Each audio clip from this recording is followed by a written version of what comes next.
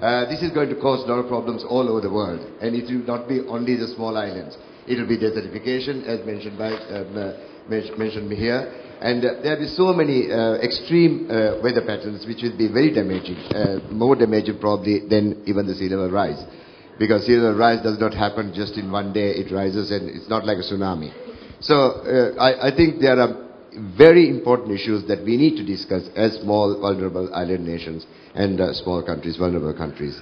Thank you. But before you sit down, do you see commonalities? Do you see common themes here, yes, which are easily created into a significant multinational dynamic? I think what we could do is, if we can work out a strategy on how to go about it, and there are, for example, for small island nations, there is the soil becomes, the water becomes saline, and the waves start getting on land. So we can actually create safer islands, which a program of which we have already started. So there are lessons to be learned from our experiences, from the experience of other countries, and then we identify these common areas where we can work together. And I think that would be beneficial. Good.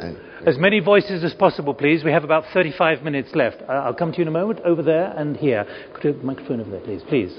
Marcello Palazzi, Tauber Foundation in Sweden and Progress in the Netherlands. A double question. One is, we really need to engage the business community, we need to engage civil society, and the double question for me is more about how do we solve the problem. One is there are networks like Global Compact that Mr. Kofi Annan was instrumental in starting, the World Business Council, World Economic Forum, new entrepreneurs working in clean tech and so forth. How do we engage them in finding answers to this question? Secondly, and connected to this, there is a revolution going on in social enterprise, in civil society engagement, and in Barbara's talked about grassroots initiatives. How can our governments become much more enabling in terms of allowing the energies of society and entrepreneurs to meet the challenges we face? And then very specifically, for you, the panel here, how are you engaging the private sector and corporations and civil society in your countries to create the resilience we need to tackle the challenge? Senator Legarda, picking up on particularly on the private sector. Thank you. Since I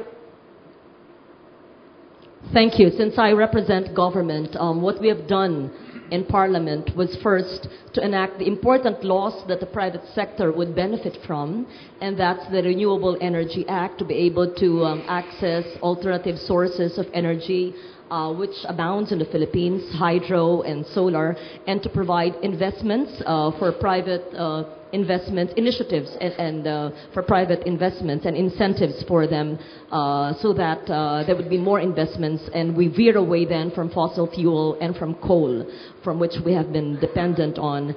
There's also the Biofuels Act, and also recently the Climate Change Act was enacted into law, which would create the Climate Change Commission that would mainstream climate change in every department of the government. To be able also to create a disaster risk reduction law so that DRR and CCA are integrated is also very urgent, and that we have done in the Philippines as well.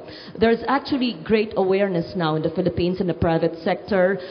Green energy, green jobs is being promoted, but of course there's always potential and room for improvement, but it's being done. So we in the Senate have done our part. It is a challenge now to be able to operationalize and effectively and implement on the grassroots the laws, well-crafted laws that we have done. That's a great challenge. What do you think needs to be done next then, if you've made a start? What's the next stage?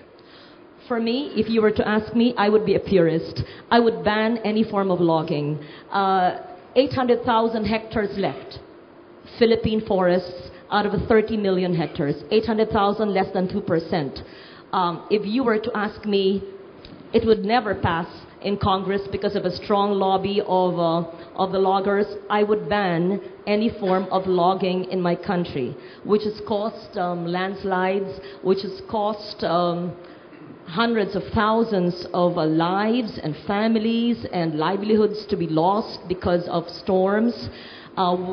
Villages have actually been literally eaten up by mountains because of the lack of trees. Deforestation is a big problem. What can be done? That can be done.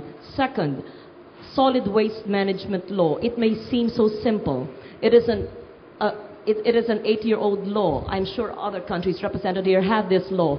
But to be able to segregate garbage at waste so that plastics are not encouraged and plastics are actually segregated. These are basic everyday things that must be implemented so that people in the barangays, in the smallest political unit, must be able to feel their participation in trying to save the country, save our planet. President Tong, the issue of the private sector here. Well, for us, we have a very small private sector to speak of. But I think what's important is, in terms of immediate measures, because we're still talking about the long-term impacts. But I think in terms of what the private sector can do, even in the longer term. I was in Japan quite recently, and they were talking and they showed me models of floating islands. And they cost about $2 billion. Okay? And they're supposed to be able to last for 1,000 years. So my colleague from Maldives, maybe we should talk about this. But I think these are serious propositions. They're very much space-age technology, but we're assured, and these are private sector initiatives from certain parts of the international community. I think where the international community could interact with the private sector is the financing component. We would accept one of those islands for $2 billion, but can you find us the $2 billion? These are the questions. Maybe you'll get a discount. But maybe. But also the question of building up islands. That is an expensive exercise. And the last thing we want to do is leave the islands where we were born and where we wish to die. But given the option, John Kufuor, what are those options? The role of the private sector. Yes, the government which I led made it a cornerstone that the public and private sectors should be partners. And truly we believe to create employment, we need the private sector, seriously. But we also believe that the private sector should not have a free range to do whatever it pleases. Say in the field of logging. Ghana, within the past 30 to 40 years, has lost most of its rainforest covering. And what is left now is that government should step in with regulatory measures to ensure that the little logging that is left is done responsibly with the loggers replanting under the supervision of the public sector. The private sector definitely is needed, but as I say, under best practices in terms of regulation. Right. And if we do that, then I would say the two sides, public, private, should work together to sustain economic development and give employment to the people. A lot of hands going up, which is good news. I will do my best to come to you all. Please, first of all, Robin Gwynne.